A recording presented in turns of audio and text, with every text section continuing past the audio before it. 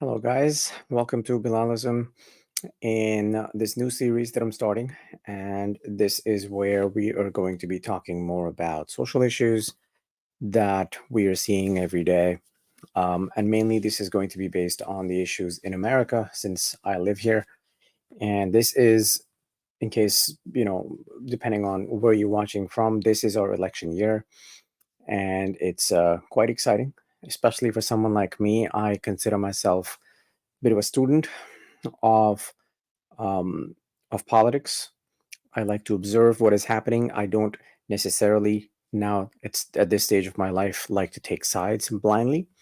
I try to deal with one issue at a time, analyze it, see how it affects me, people around me, and the rest of society, and then I try to come up with the most reasonable kind of opinion that would allow um, me to basically have thought about the issue from multiple sides before I adopt it as an opinion.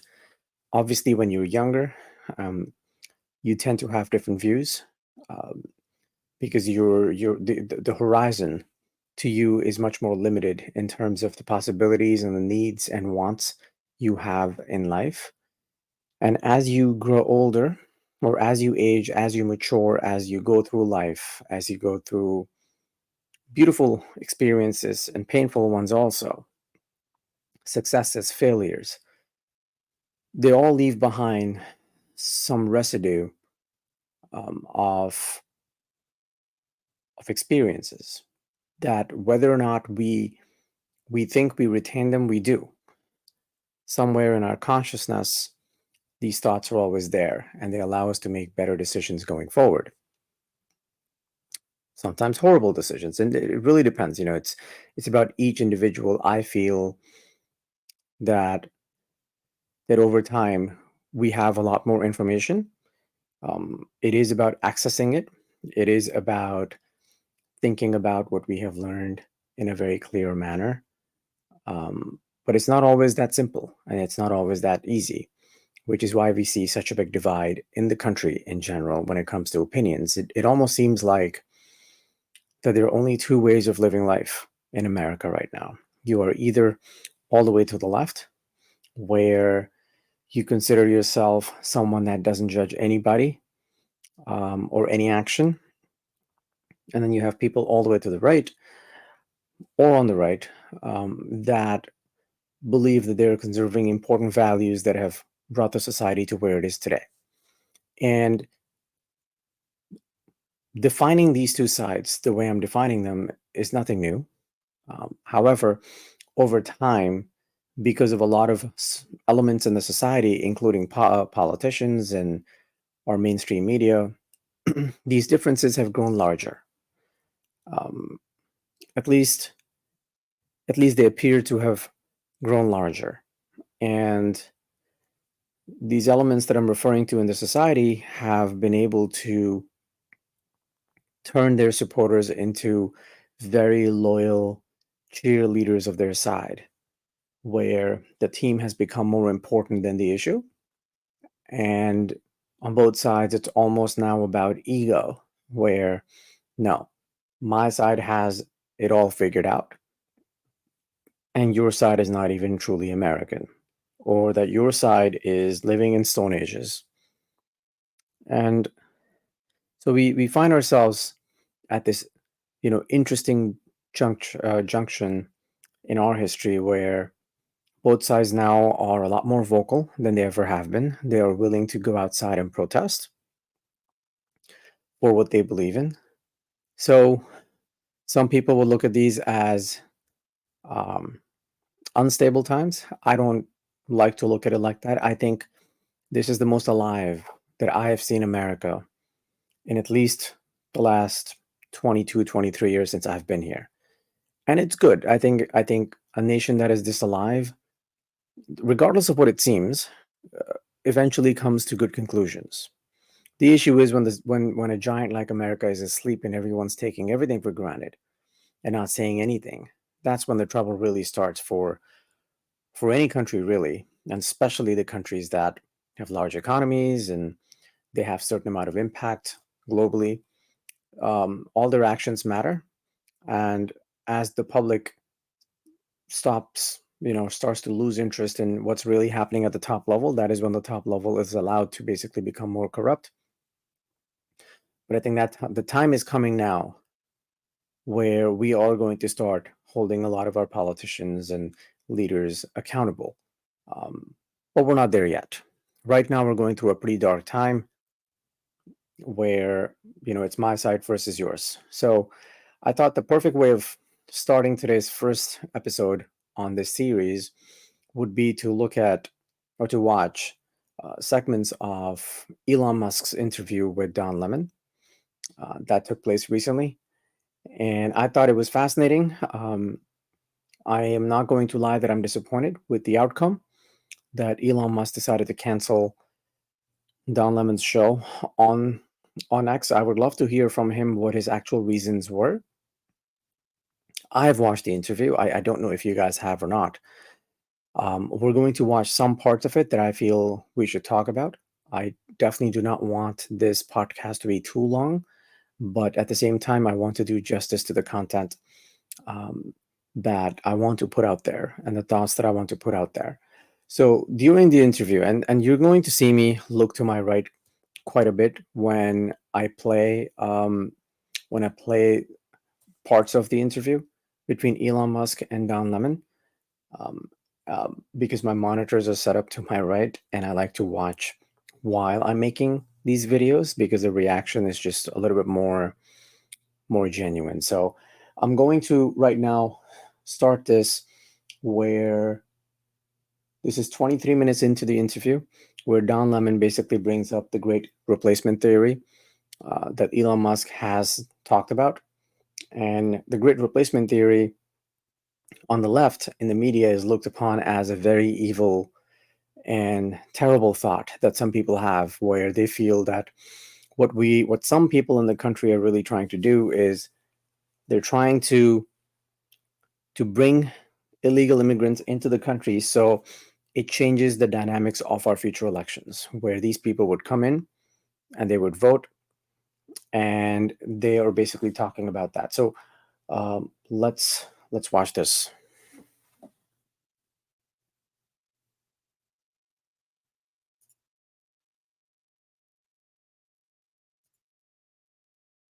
Talk about the great replacement theory now. Some of the things that you post, the great replacement theory, you claim that Democrats, President Biden's immigration plan to open up the border, you said that the president is getting, and Democrats are doing it to get more votes. Um, but undocumented immigrants cannot vote in federal elections. So how is that possible? Right. Well, you're conflating two things. One is great replacement theory. The other is, I don't subscribe to that. I'm simply saying that there is an incentive here. If legal immigrants, which I think have a very strong bias to, at least everything I read, it's a very strong bias to vote Democrat. Um, the more that come into the country, the more they're likely to vote in that direction. But it is, in my view, a simple incentive to increase voters, Democrat voters. Uh, Um, and yeah, so the question is like how? So there's a few ways that this works. One is that when the census is done, the census is based on all people in an area, whether they are citizens or not. So if there are a concentration of people who came here illegally in a particular state or in a particular state, that state will actually then get an increased number of House seats. So the House seat apportionment is proportionate to the number of people, not the number of citizens. So the illegals overwhelmingly go to places like California, New York, and the if you just look at the math, if you look at the apportionment with and without illegals, I believe California would lose. I believe the blue state there would be a net loss of blue states of approximately 20 seats in the House.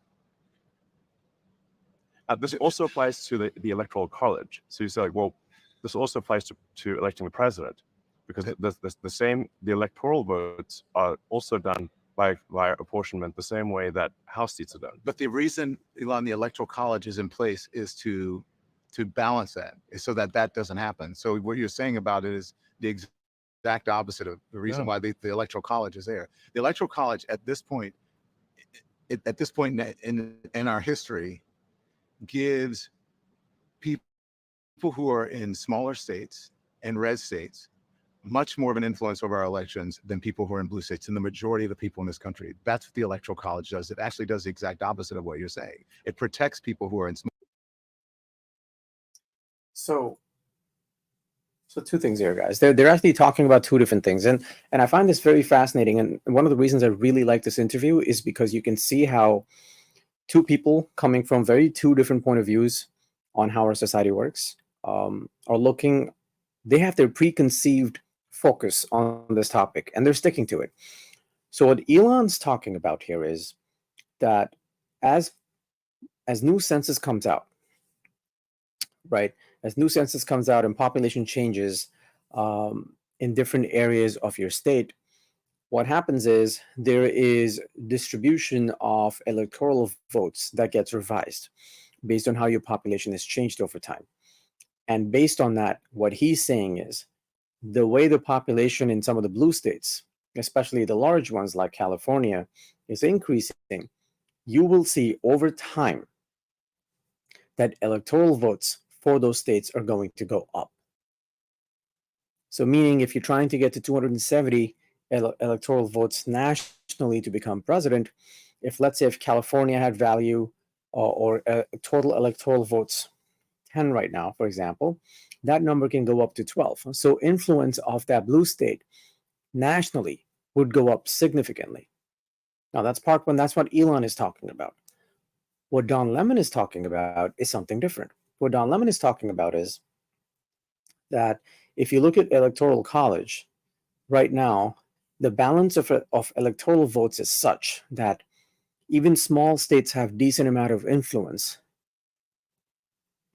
So that thought that he's referring to is coming from the fact that in America, we don't elect president based on popular vote, meaning we don't elect president based on most number of votes. We go by electoral votes. Each state has an assigned number. If you win that state, doesn't matter what the margin is. You could win the state by 2%, 3%, 40%. Doesn't really matter. You are only going to get that many electoral votes, or you're going to get all of those electoral votes. So when you win a state, you get those votes, and then you keep adding on, and once you hit 270, you are president of the United States. So Don Lemon's point is that in some way he's talking about how upset he still is that we don't believe in popular vote, and he's mixing that conversation up with what Elon Musk is saying, that electoral votes, actually the distribution of electoral votes can change based on how many more people we're going to count in census, because census, they don't ask you to show your ID when they do census.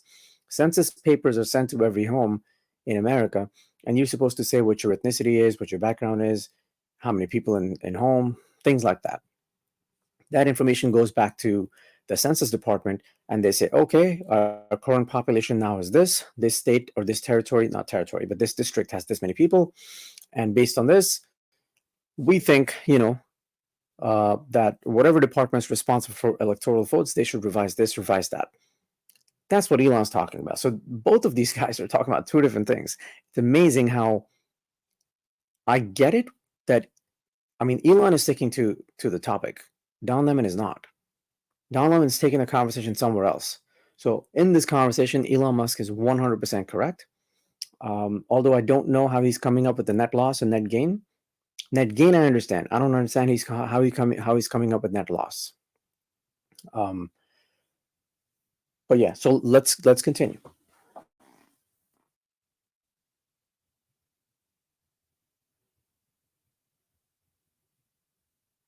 So now they're going to move on to content moderation on X.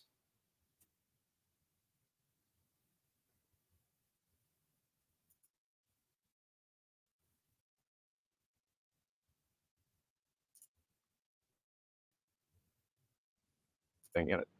Do you think if you moderated yourself more, if there was better content moderation on the platform, that you wouldn't have to answer these questions from reporters about the great replacement theory as it relates I to don't have to Democrats, answer these the great questions. replacement theory as it relates to Jewish people? Do you think that? I don't have to answer questions from reporters. Don, the only reason I'm doing this interview is because you're on the X platform and you asked for it. Mhm. Otherwise, I would not do this interview. So you don't think do you think that you wouldn't get in trouble, or you wouldn't be criticized for these I'm things, or that criticized there constantly. I could care less. you don't care? No, I don't Why care. not? I don't think people should care what the media thinks about them. They're Y- terrible judges of character. Even someone who has one of the biggest social media and biggest information platforms in the world, you don't care, you don't think that you have any x.com, or you have So again, and I'm seeing this trend constantly in this interview. They're talking about two different things again. So what Don Lemon is talking about is, do you feel that you have responsibility of moderating some of this content? And do you feel that you're not going to get in trouble? Do you feel that you have to answer questions to media about this? And that's where Elon only picks up on that part, right? Because Elon Musk's whole thing is about freedom of speech. The moment, if you notice, there's a trend in not just this interview, but a lot of his interviews. The moment someone talks about asking him to control what he has to say or what he has to think, he takes that quite personally, right? And he attacks back. So in this case, he's saying he doesn't care about the media. And then Don Lemon has his own thinking happening at the same time, right? And he goes, but why would you not care? Don Lemon is thinking that he's such a successful guy. He owns X. He has to care about what can cause harm in the society, right? That's what Don Lemon is thinking. But Elon Musk is saying, or he's thinking that Don Lemon is talking about how he's answerable to the media. And he already has decided that the media in this country, the mainstream media, is not good. They're corrupt. They have their own agendas given to them by the companies that sponsor them, which is why he wants X to not be answerable to anybody else, which is why he doesn't want any company, any sponsor, Disney or anybody else, to be able to control the tongues of people on X. He doesn't want that because, in his opinion, he has seen what that does to media, right? He has seen what has happened to mainstream media. Mainstream media wasn't always this corrupt. It was corrupt, but not this corrupt. That has happened over time as the companies and big players in the economy have realized that, wow, okay, we actually have the ability to shape opinions based on our needs of future. So why not do it? So he has seen the effects of that. So the first time he is now being challenged by these companies on X that, hey, look, listen, we're not comfortable with some of the content on your website. So we're going to pull our funding, or we're not funding. We're going to pull our sponsorship. And we are not only going to pull our sponsorship, we're going to see if we can destroy your company. And you know what? You're the person that's going to be responsible for it. So Elon's thinking is coming from that point of view, right? What he's saying is, I don't care if X goes down. He's not saying that he has such big ego that he doesn't care if he loses money. That's not what he's saying.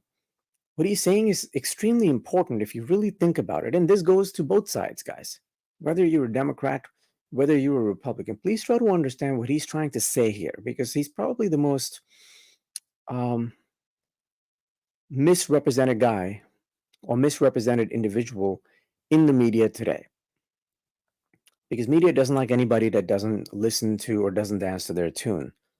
What he's saying is that I want X to be free, right? I want anyone and everybody to be able to go on X and speak their mind.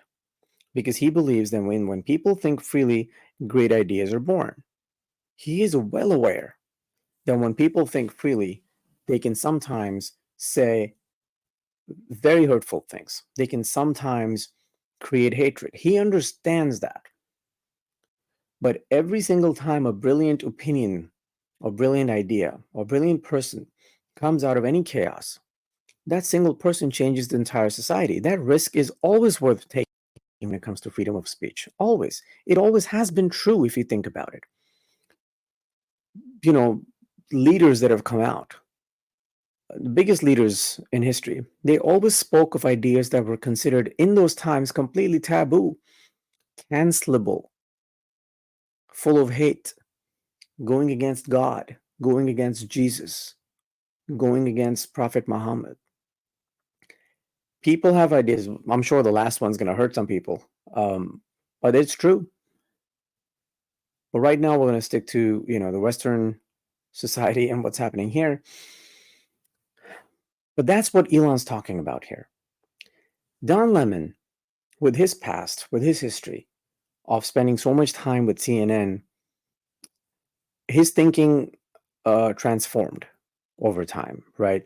He is of the opinion that hate is a very big problem in America, that hate is what is causing the divide, that hate is coming from underlying racism in the system, that hate and dislike that we see amongst people is because of people like Trump. So this interview, in a lot of opinions, is probably, and I am someone that follows almost everybody on YouTube, but I feel that this interview right here is probably the best that I've seen when it comes to two opposite two opposite sides colliding, that exist in our society right now. And they both in this interview have good intention. Neither one of them have, in my opinion, have come in with bad intention. Don Lemon, and I got to give him credit that after whatever happened to him on CNN, um, he has tried to create this show, uh, and he knew that Elon was giving him pretty big opportunity on his platform, but he decided to challenge him, and there's nothing wrong with that. I think it's a beautiful thing, that he said, okay, this guy's doing well. He has his own following. Some people like him. Some people also don't like him. He's giving me an opportunity. I'm going to challenge him. If he truly is who he says he is, he's going to be able to walk the walk or walk the talk. And so he's asking difficult questions. The unfortunate part here is that the difference between how much Elon's thinking has evolved as compared to Don Lemon's is so big that even though they're bringing up the right topics, but because they're in different paradigms, they're not able to meet or talk about the same things. They're saying things, but they're not really saying the same thing, or they're not really talking about the same topic, and they're not answering the same questions. Elon is sticking to the question. Don Lemon is not, because Don Lemon is so full of the gotcha lines that CNN has had for the last, at this point, what, almost 8 years, 7 years, that he's just stuck in that mentality. But I think, this is my prediction, that Don Lemon over time is going to completely change and transform his opinions, because I can see it happening. I can see that he has, because that world has pushed him out in a very rude way, he will see it. He may not see it today. He is still probably full of those gotcha lines that he's not able to get rid of.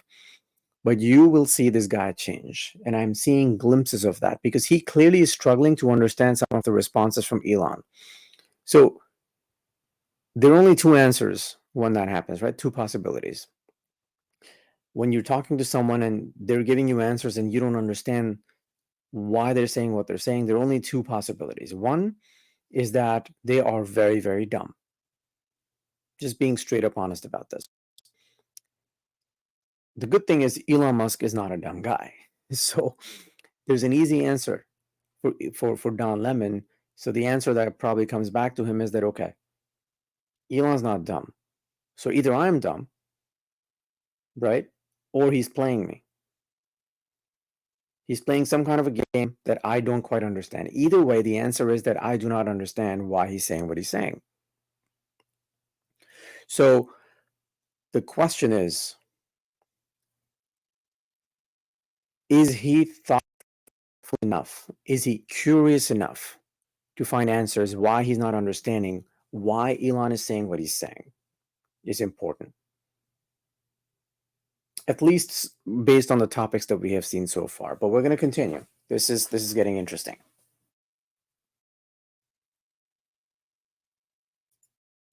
Any responsibility to the truth or moderating the platform? You're conflating the truth with the media, and I think the media is not truthful. Well, not with just the media. I mean, just the truth in general. I care about the truth very much. That's why we have, for example, community notes on the X system, where in order for community note to surface and provide. So I'm gonna pause the topic here and quickly make my final comment on this and move on. So see how when Elon Musk said that you're conflating truth with what media thinks, and then Don Lemon says that no, not the media, just truth in general. Truth in general. And I know Elon Musk talks about community notes on X, and they keep track of facts. Understanding. So truth is a very complicated thing, right? You have facts that you can look up. So great. In those instances, you have a fact. For example, what is the measurement of gravity? What's CO2? What's oxygen? What's H2O? These are all factual things. But truth is sometimes it's extremely, extremely uncomfortable to talk about the truth. Right?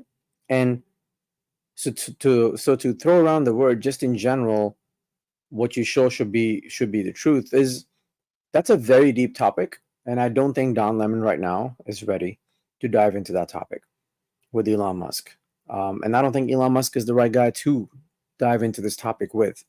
But anyway, so we're gonna move on. Let's see what the next topic is.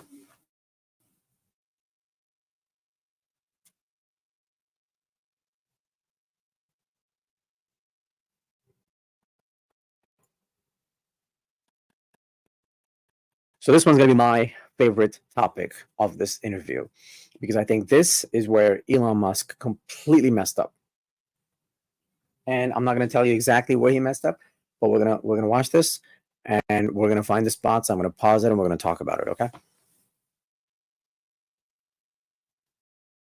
So listen, let's talk about diversity, equity, and inclusion. All right, that's been a target of yours lately on X. There was a repost of Ben Shapiro that you claim that DEI is killing people. Specifically, you point to medicine. You claim that DEI programs are putting people at risk. Do you really believe this to be true? And what evidence do you have to support it?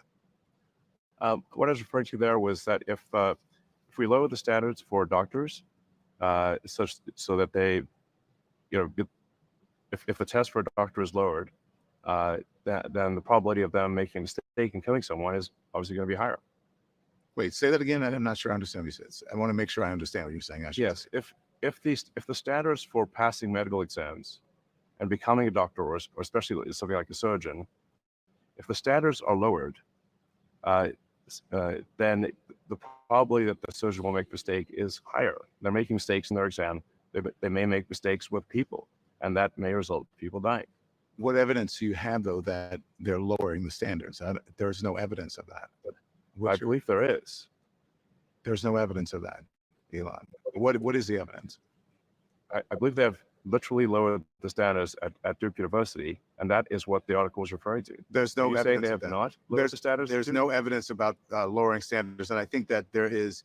I believe that is a false statement you're making. Okay, well, we'll figure it out. Yeah, I think the interesting thing is when this is posted on the X platform, there will be a whole bunch of things that rebut what you said and what I said. Correct. And so people can then make their own decision based on the replies.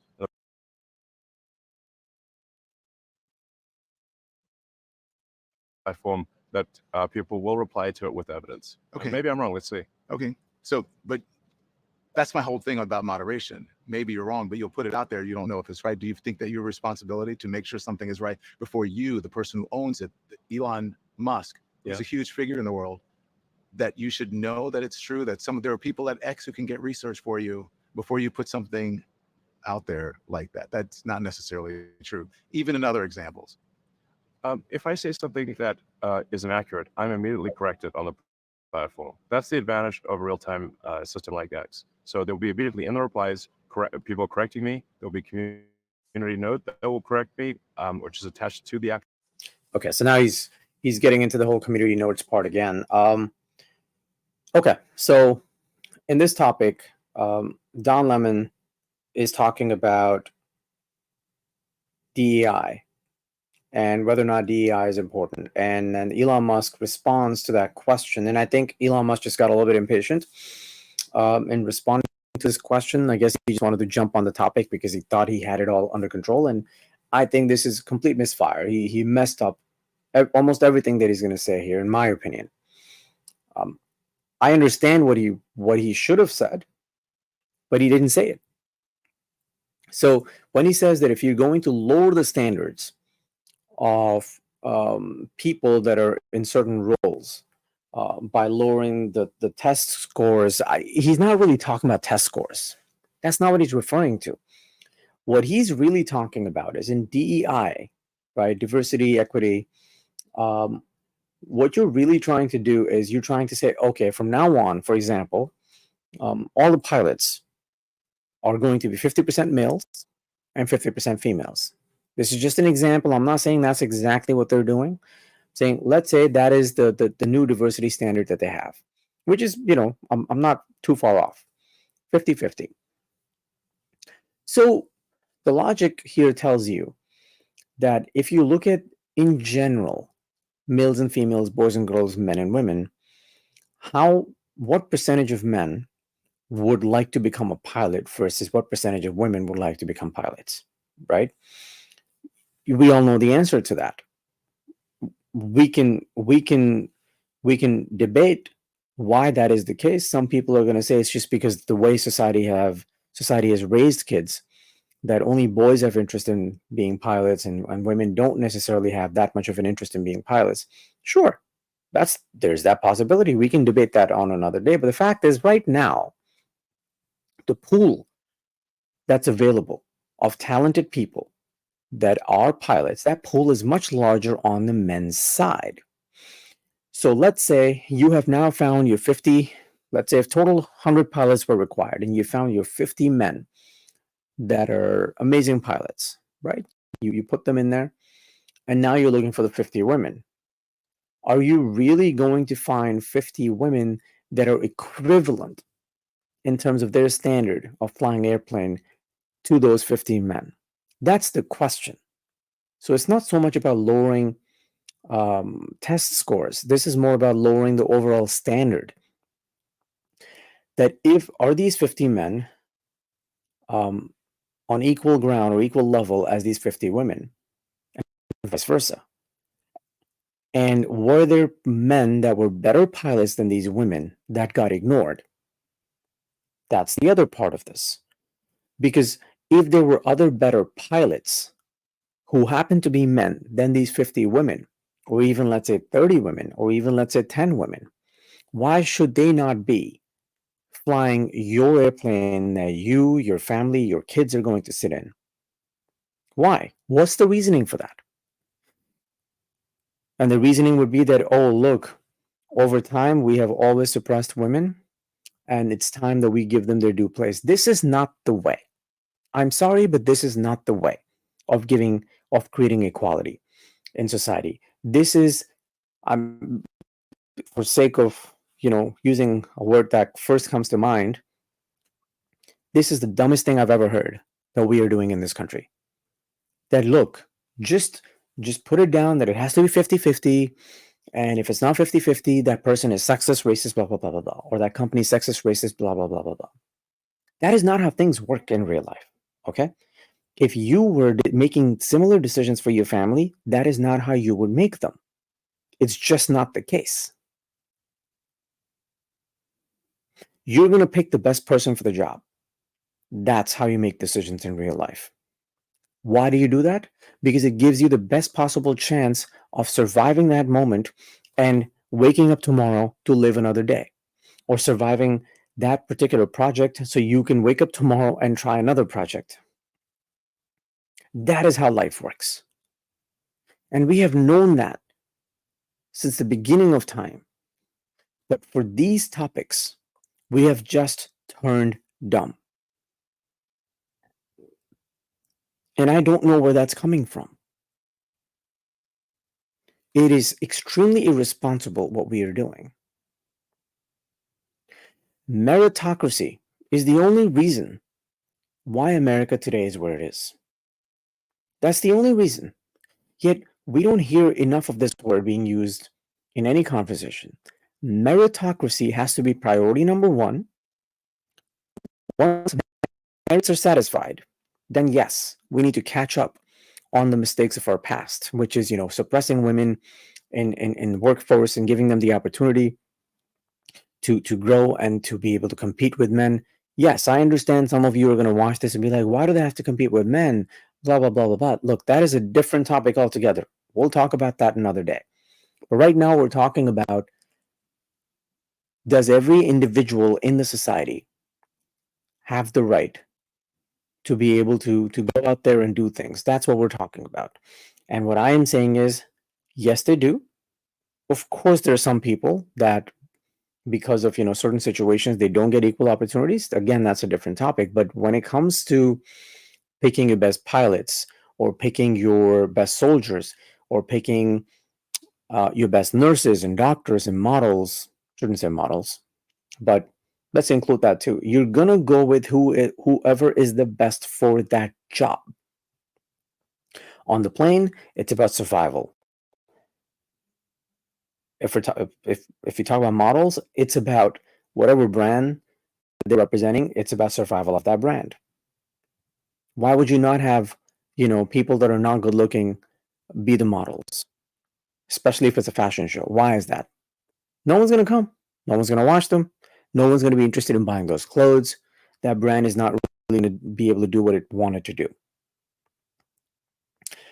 Your CEO, you want the best person to be a CEO. It is not about DEI. It shouldn't be. Because if you pick the wrong CEO, your company goes down. That's third example. Right? In your family, husband and wife, in their respective dynamics of that household, there are certain things the husband's going to be good at. There's certain things the wife is going to be good at. Sure, on average, we know what those responsibilities and talents are. But I'm saying that could be anything. And that couple in that moment has to decide who is best at what, and go with that plan, because that is how their family is going to survive. That is how that's going to give their family the best possible chance of succeeding in the future. That is how the world works. Now, if you artificially introduce a standard which is based on emotion, that look, women have been suppressed for such a long time, we just have to do this. This is the right thing to do. No, you can't force equality. You can't. I shouldn't say equality, by the way. I should be using the word equity. You cannot force equity. You can force equality. Yes, that already exists. If a woman right now can be a better pilot than a man, she 100% is going to be flying planes. That is not what we are talking about here. What we're talking about is that even though you're an average pilot as a woman, you are going to get preference over the 51st man, because that 51st man couldn't fit into the quota that's already pre-decided before that 51st man could get the job. Even though the 51st man is a better pilot than the 31st woman, she is still going to be the 31st pilot. And then another woman that's going to be worse than her and him is going to be 33rd, 34th, 35th, 36th, all the way up to 50. That's what Elon Musk is talking about. So I don't know what happened to him. He just kind of got lost a little bit. But his performance on this topic was bad. And Don Lemon confuses him further later when he talks about how when that door came off on the Boeing plane, it was actually a woman that landed it. No one is saying that women cannot be brilliant pilots. That's not what Elon Musk is saying. He also talks about if he thinks that minorities and women are just not as talented as white people, if that's what Elon Musk believes. Again, this is the same thing, same BS that comes from mainstream media that he's trying to use in this conversation. That is not what Elon Musk is talking about. Elon Musk is so much more evolved beyond Don Lemon on these thoughts that he almost has forgotten how to make sense, or like how to like what to say, what he needs to say to Don Lemon to make him understand where he started on these topics years ago. Don Lemon is just far behind. He's a nice guy. I have a lot of hope that he will catch up, but he's just very far behind on these topics. And Elon Musk supports. This is my observation. If you are really good at what you do, and Elon Musk's thinking, only you should get the job based on your talent, not based on your gender, not based on the color of your skin, not based on anything else. It should only be based on you as an individual are really good for that job. That's the question. It should have nothing to do with your gender. And that's there's another word for it. It's merit. I think that's all we need to focus on in these conversations. Every conversation should start with the word merit. And then we should bring in other topics. But yeah, let's see where this goes next. Actual post itself. Do you think as many people read Yes. Do you think as many people read that as it reads your tweet?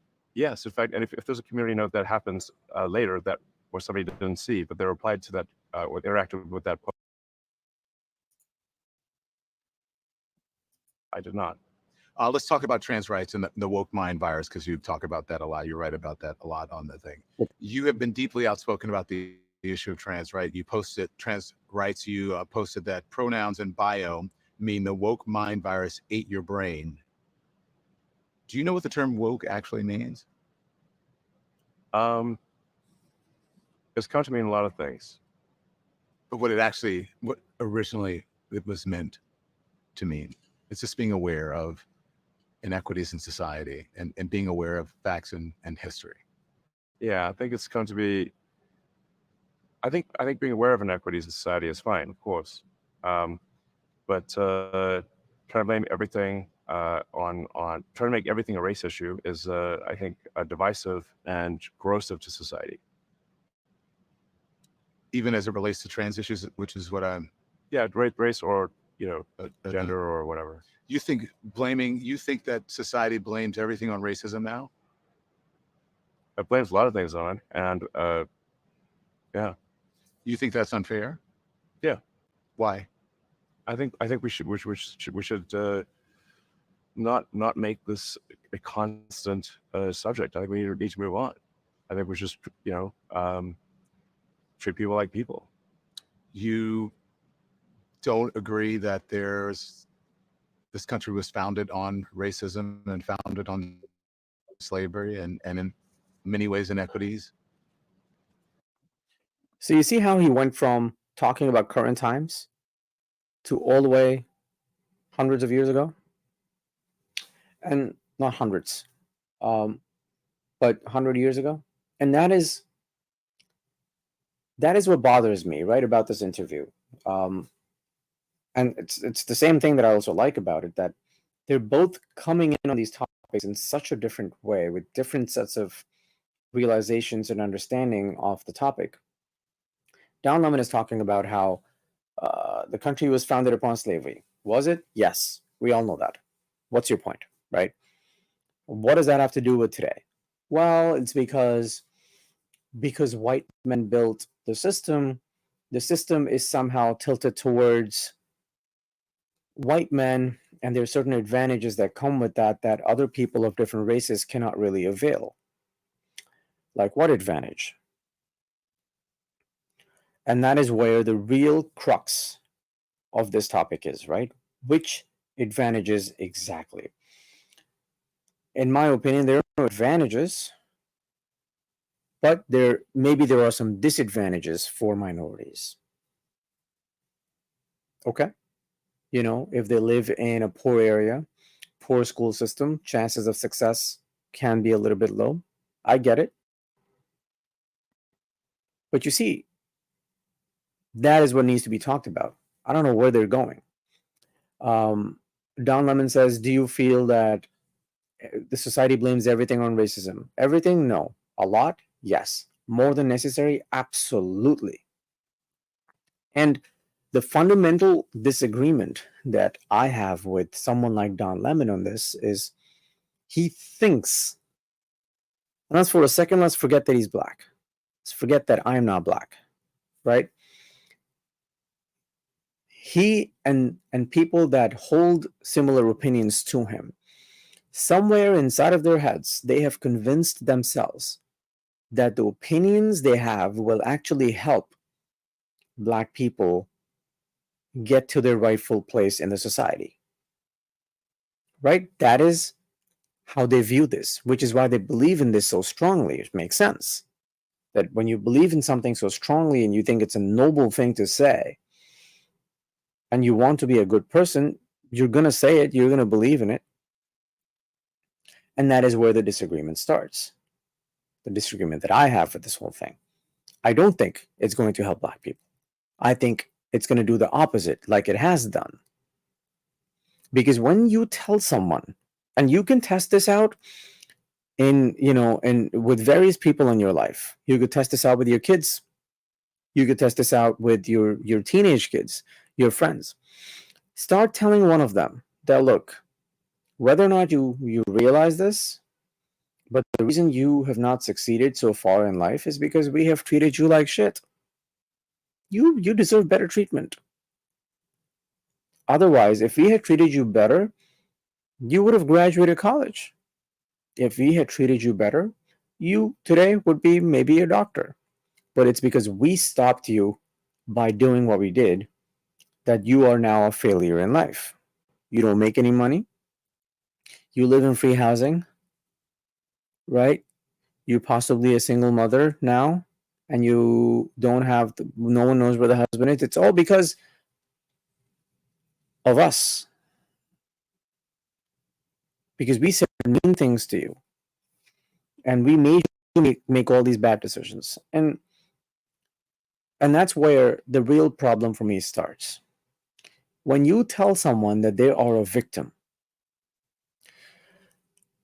maybe they're going to be okay the first time, second time, third time. Eventually, they're going to start believing in it, that they are a victim. And doesn't matter what they do in life, the system is rigged against them. And that's when you start to lose that entire segment of society. Now, if you were doing this to one individual, it may not hurt the society as much. But when you start to take someone's race and you attach inequalities and all bad things that have happened to all these collective people that may be of same race, but their the reasons they've gone through bad things in life could have been for a variety of reasons other than race. Now, but you have now put them in one bucket. And you're saying, look, you're unfortunate that you are in America because in America, we treat black people like crap. And if we were not crappy people, you would all be superstars right now. Now, one person took the time out to see any of those individuals' actual issues, why they failed, what their life was like, what kind of family life they had, what kind of parenting they got, what kind of decisions they made, what kind of majors they picked. Did they drop out of college? Did they commit any crimes? No one took the time out because this is easy, right?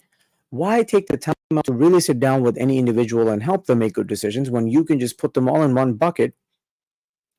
And not only do you get to put them in one bucket and not deal with individual issues, you actually get their vote in the end too, because you convince them that you actually care about them.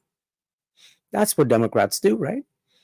They have convinced minorities that they actually care about them.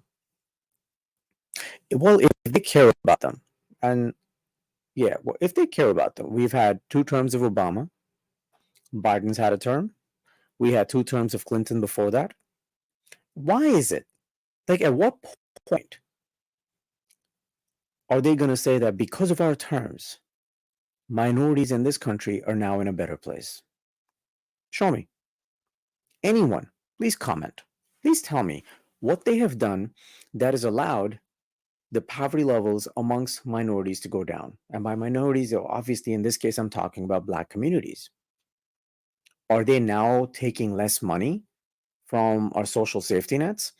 Are they now seeking less um, less subsidized housing than, let's say, 20, 30 years ago? So think about it. At what point are you going to, and this is for Democrats, if you're watching this, this is for you guys. At what point are you going to say, you know what? What is going on? If these guys are right, they've had 4 terms in the last, 20, 30 years. Where is the difference? Where is it? Show me one obvious difference that takes place when Democrats are in power, that they're so amazing to black people, than when Republicans are in power. Where the hell is the difference? All I see is that it's getting worse. Right? We talk about police brutality. That's another distraction. And I'm just going to continue on. I think the video review is done. They're just going to keep going around in circles now. After this point, Elon Musk is too mad. Um, but yes, what is going on? Where is the improvement? If Democrats care that much, show me one tangible improvement that they have brought into the lives of black people, where we now see that, okay, a huge percentage of black people, because of Democratic policies, are now just more engaged and they have better lives. They're more independent. They're making more money. They're less dependent on the government. As a community, they are in amazing shape. They're not. Because Democrats, believe it or not, and look, I was a Democrat for a very long time, and I'm still a registered Democrat. Because I'm still not quite ready to vote Republican, although that's a complicated topic that we're going to touch upon later.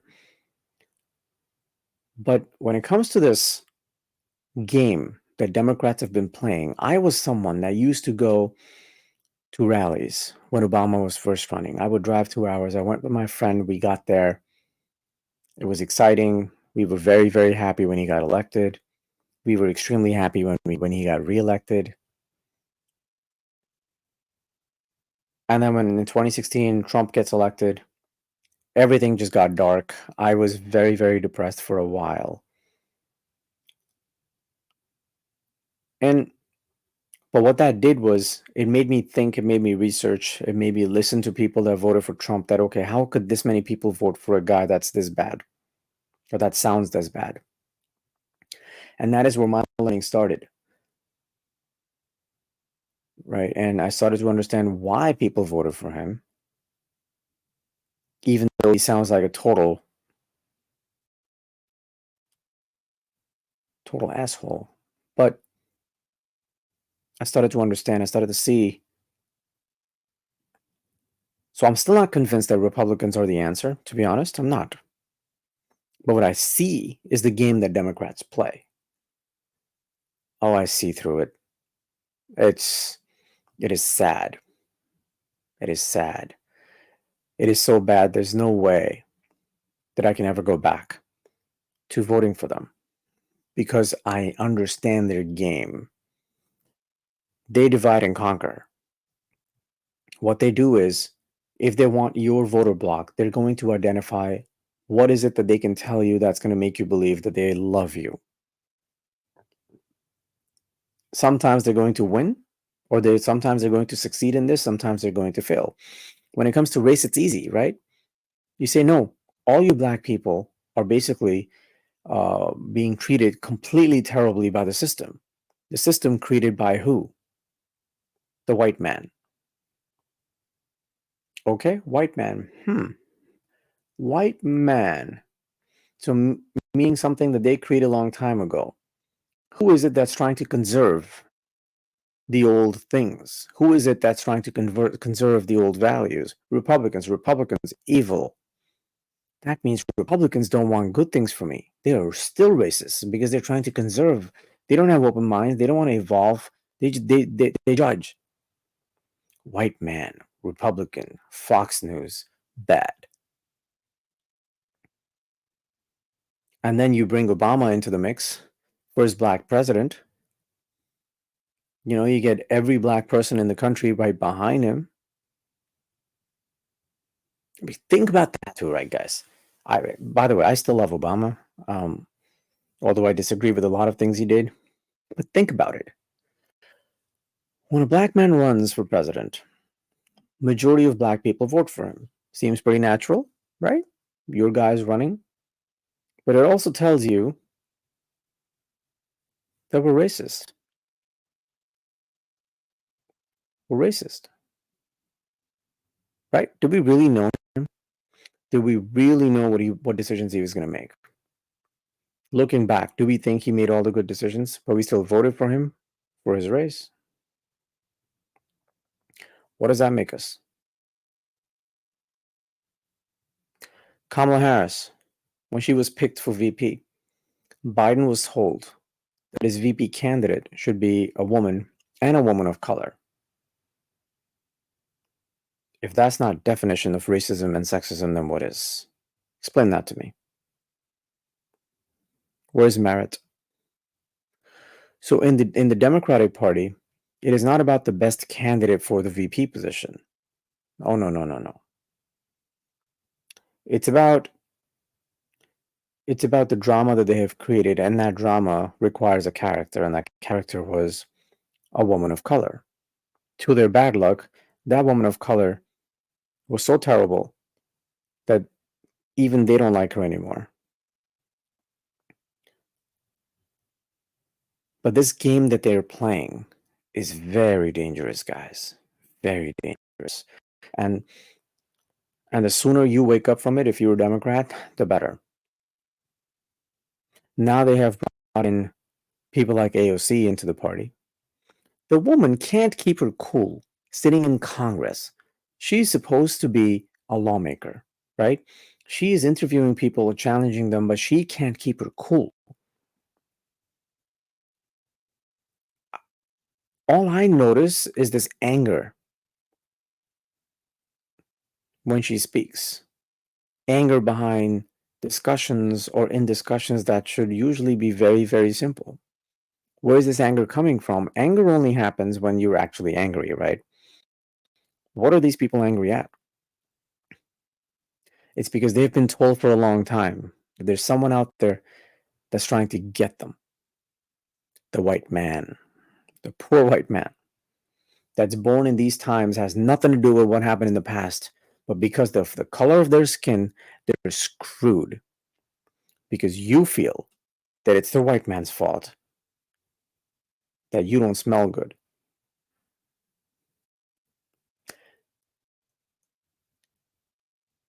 It's a problem. And the sooner we realize it, the sooner we wake up to it, the better. I'm going to keep repeating this. I don't care how incorrect it may sound to you today, but I can promise you there's going to come a day when you're going to see this as I present more examples over time. But guys, we're about to hit time here. It's going to be an hour soon. Thank you so much for listening. I'll try to stick to shorter videos in the future. To properly end this video and conclude what Elon Musk was trying to say here. He wants people to be judged based on their individuality. That's how he wants things to be in the future. Not based on, he doesn't want anyone to use race. He doesn't want anyone to use any religion when it comes to either judging people or giving them opportunity. He wants all of that gone. And the way to start that is to build a world where these things don't matter anymore. It is not to build a world where these are the only things that matter. And if you happen to be of wrong race, you are just more privileged. So screw you. Your opportunities and your dreams don't matter because you're white. He doesn't want to live in that world. However, I am sad that he canceled Don Lemon's show. I think having Don Lemon on Twitter would have been very good. It would have been good to see him get challenged in a more, visible manner. His channel, obviously, right now is very small. It's going to grow slowly because Twitter could have helped. I'm sure this interview is going to help. And I'm sure he's going to be using Elon Musk's name in a lot of videos to gain more followers. But it's going to hurt him. And I think that kind of goes against what Elon wanted, which is, more voices to be part of the digital town hall that he has created.